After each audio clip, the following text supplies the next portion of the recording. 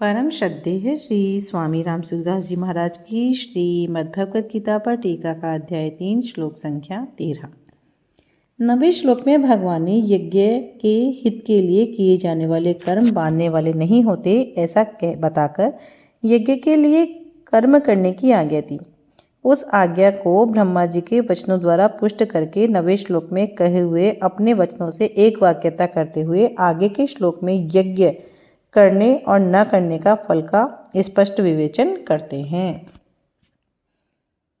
ओम श्री परमात्मने नमः। यज्ञश्रेष्ठाशिनः सन्तो मुच्यन्ते सर्वकिल्बिषः भुञ्जते ते त्वघं पापा ये पञ्चत्यात्मकारणात्।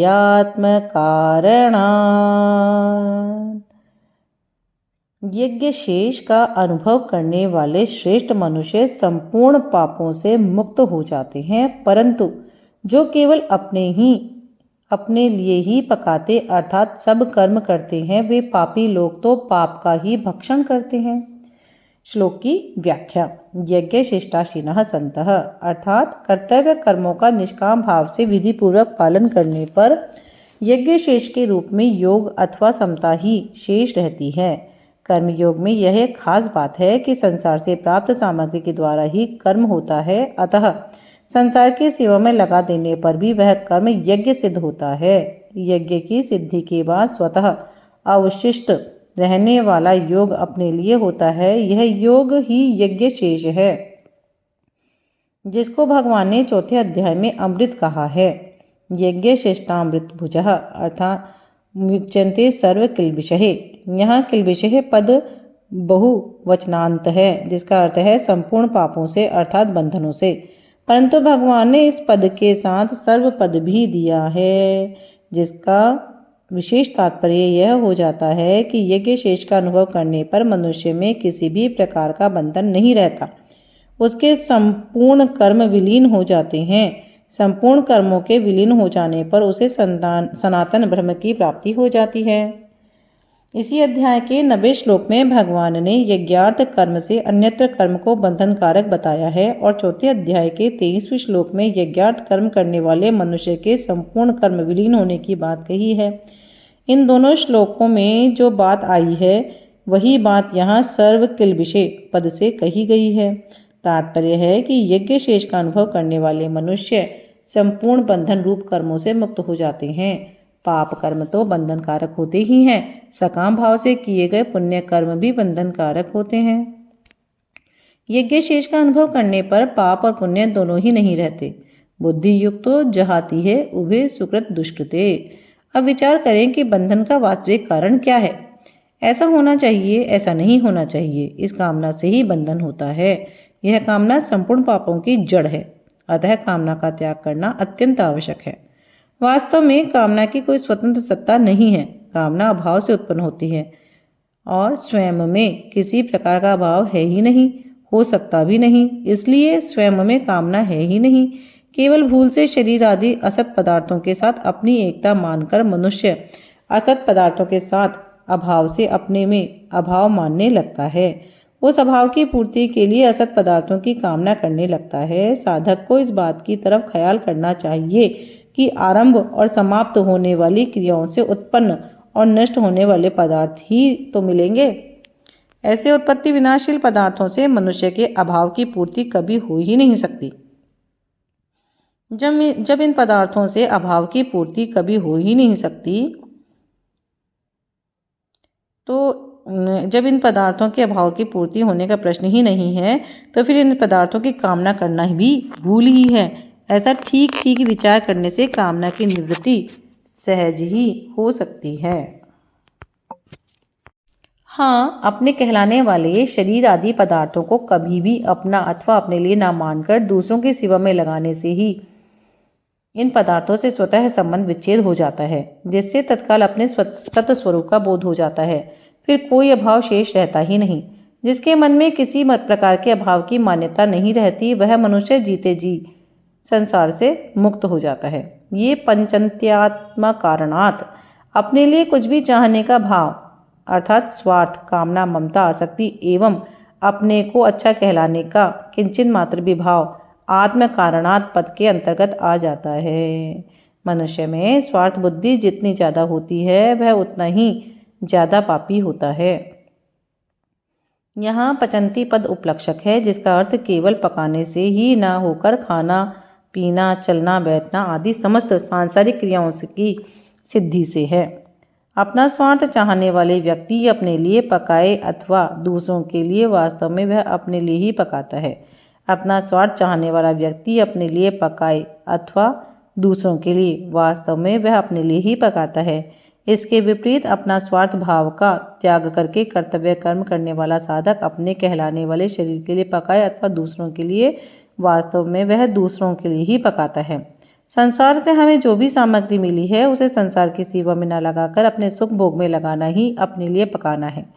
संसार के छोटे से छोटे अंश शरीर को अपना और अपने लिए मानना महान पाप है, परंतु शरीर को अपना ना मानकर उसको आवश्यकता अनुसार अन्न, जल, वस्तु आदि देना और उसको आलसी, प्रमादी, भोगी नहीं होने देना इस शरीर की सेवा है, जिससे शरीर में ममता शक्ति नहीं रहती। मनुष्य को अपने कर्मों का फल स्वयं भोगना पड़ता है, परंतु अपने द्वारा किए गए कर्मों का प्रभाव संपूर्ण संसार पर पड़ता है।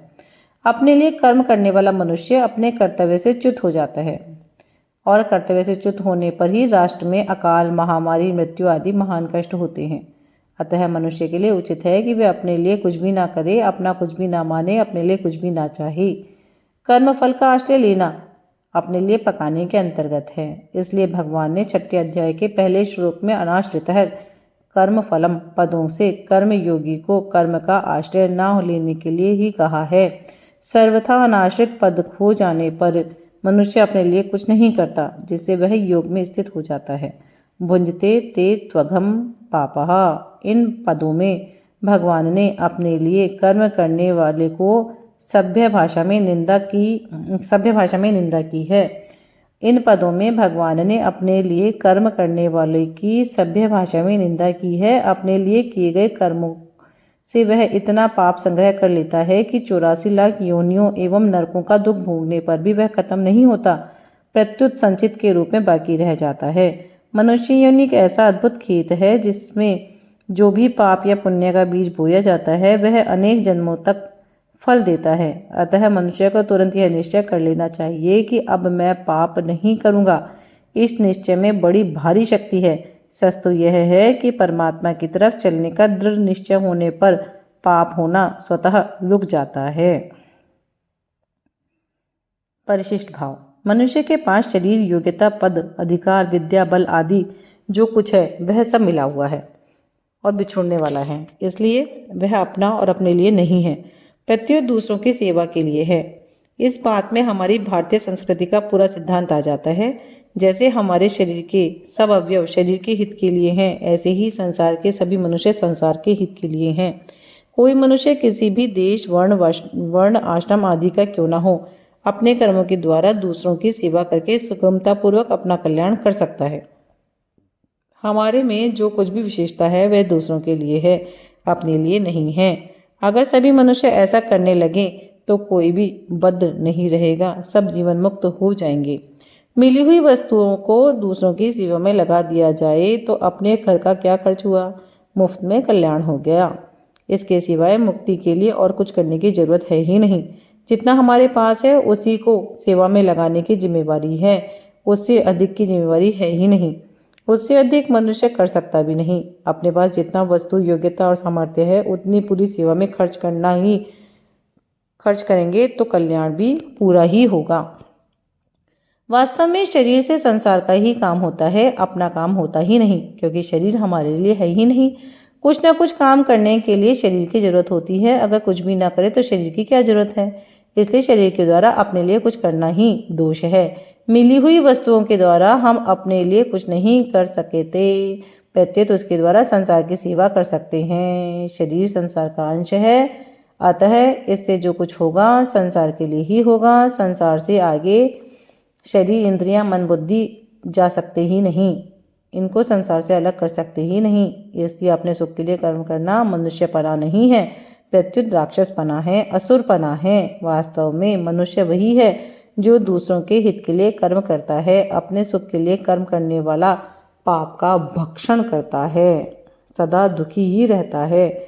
दूसरों के हित के लिए कर्म करने वाला संपूर्ण पापों से मुक्त हो जाते हैं, सदा के लिए सुखी हो जाते हैं। यज्ञ शिष्टामृत भुजो यान्ति ब्रह्म सनातनम। इसी के साथ श्लोक संख्या 13 अध्याय 3 कर्मयोग यहाँ संपूर्ण होता है। इति श्री।